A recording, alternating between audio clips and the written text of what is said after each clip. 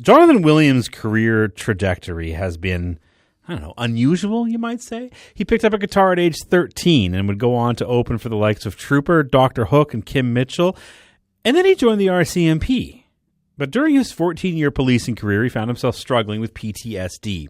While working through therapy, he decided to return to the sixth string and give his music career another go. Tonight, he's headlining the Kelowna Country Takeover at the OK Corral. Jonathan Williams is in our studio in Kelowna this morning. Jonathan, good morning. Hey, good morning, Chris. You've been a musician since you were young, as I mentioned. Then you joined the RCMP. That seems like an unusual jump. Tell me about why you joined the police force. Yeah, good question. And I honestly, I had no idea. I worked and did music until I was getting a little bit older and realized I haven't become a rock star yet. So I needed something to really fulfill and put food on the table for the new family that I had. So I needed something to really fill that hole that music was or had left. So so I just really did some soul searching and found that maybe policing might do it. And there we go. Yeah, okay. And so tell us a bit about your policing career. Where were you posted? What did you do? Yeah, I was went off for training in 2008. Came out 2009. I went to Regina for training in probably the coldest time of ever, and I got my start in Burnaby of all places. So talk about getting my feet wet. So it was a fantastic experience. Busy being a cop in Burnaby, isn't it? My goodness, yeah. So I did that for a few years, and then I transferred over to Powell River. And that was a beautiful area. Like just, oh my gosh, talk about like two different, worlds. I really thought it was quite funny because the staff sergeant that was in Powell River brought me in for my first meeting when I came over, and it was very much like Hot Fuzz, where he was like, "It's a different area here. We're not going to need that type of." Big city policing. And I went, oh, yeah, no problem. I'm more of a community guy anyway. So, it was gorgeous. So I was there for about 3 or 4 years. And then, I decided to move on to the interior. And that was amazing just to see and all in one province, too. Like, there's so much. It's quite a place, isn't it? Now, this is not an easy career being a cop anywhere. When did you know? How did you know that there were that you were having some troubles? Yeah. It looking back, it happened quite early, just because of the amount of traumatic things that we are exposed to every day. There's always something. There's always Can I ask you more about that? Because sometimes people think that PTSD is triggered by one event. Yeah.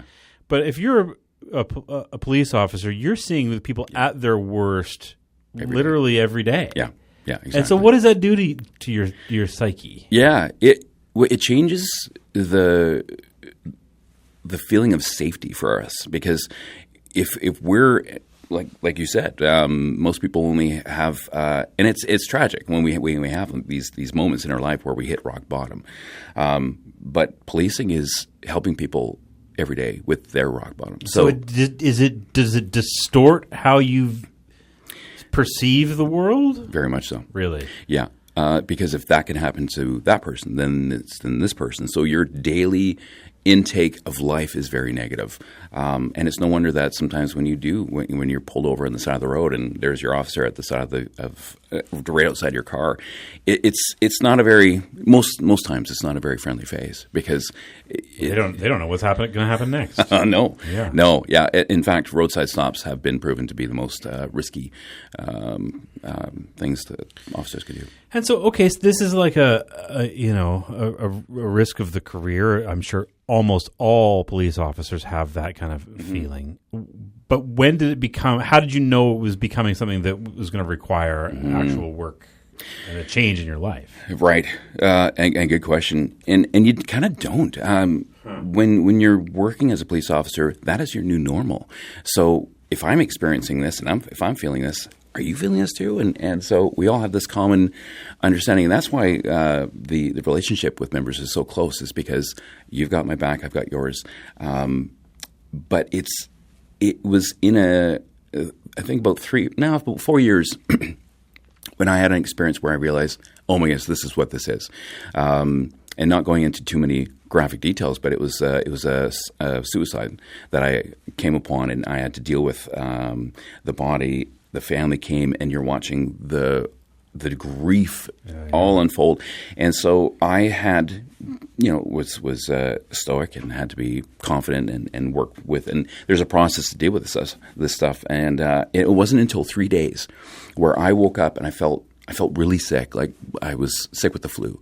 And I felt all of a sudden something coming up, and I thought I was going to vomit. It was crazy. And then I ran to the washroom, and instead of vomiting, I bawled my eyes out. It was crazy. I realized, what is this?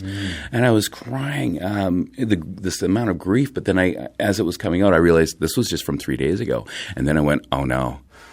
It's cumulative. It's everything you've seen. Yeah. All right. Wow. So, and you went on leave. Is that the case? Okay. And so, how did you come back upon music? Mm-hmm. I was in a period of my life where I couldn't work anymore.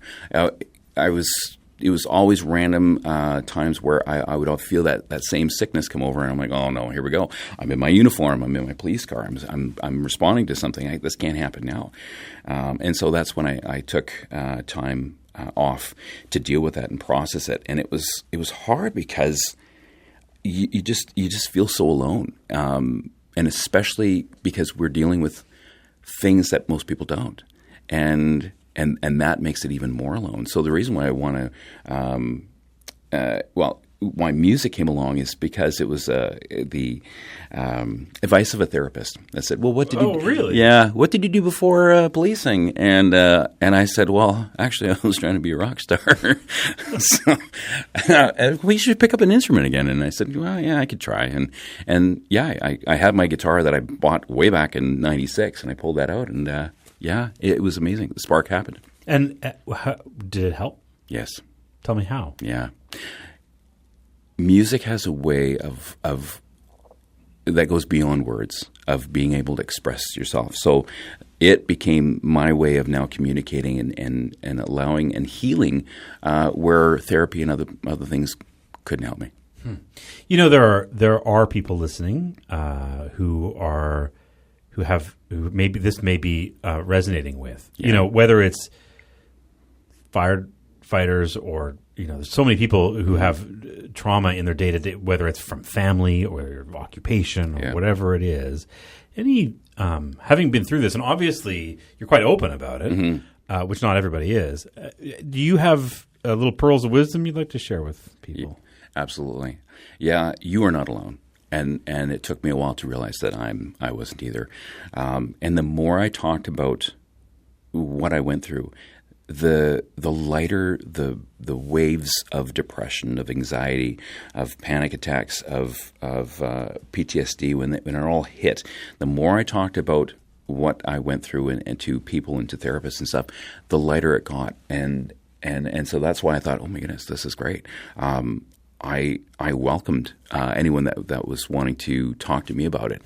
I would offer the same advice, and in fact, I would say, what do you listen to for music? I mean, music was what helped for me. So for men, especially, getting over that tough veneer to start with is the kind of the first big hurdle. Absolutely. Any advice on that front? Because it's not.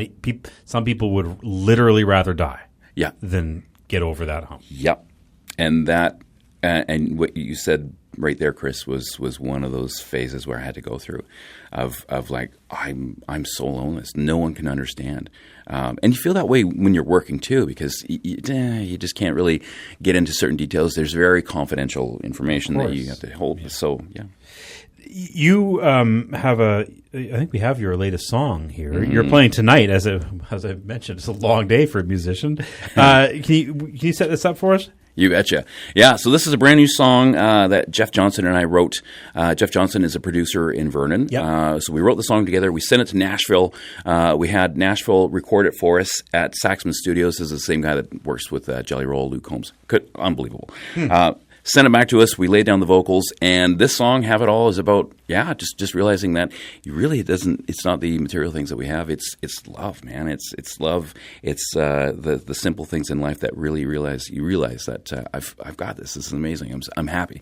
And it comes out today. Today is the release of the brand new song. Great. So. Well, it's been a real pleasure to meet you this morning. Thanks Thank a you lot. so much, Chris.